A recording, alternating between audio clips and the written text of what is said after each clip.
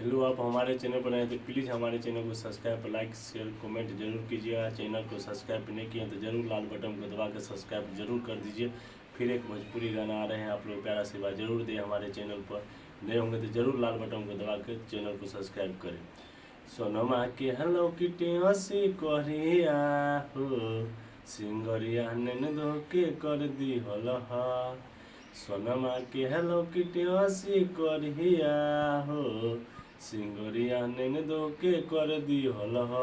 तोहरा गोलिया पर दाँत के निशानिया हो, बताबा चुमा के कर ली हलह।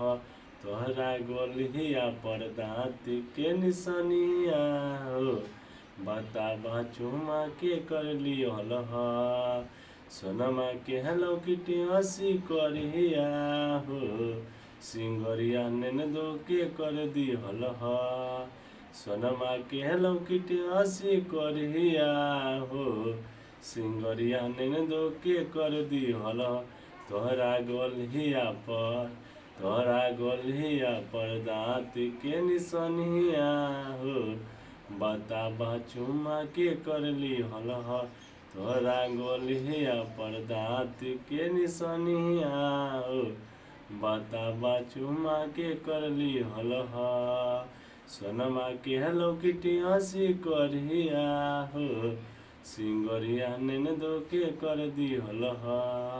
सोनमा के हेलो किटी हसी करिया हो, सिंगरिया नैन दो के कर दी हलह।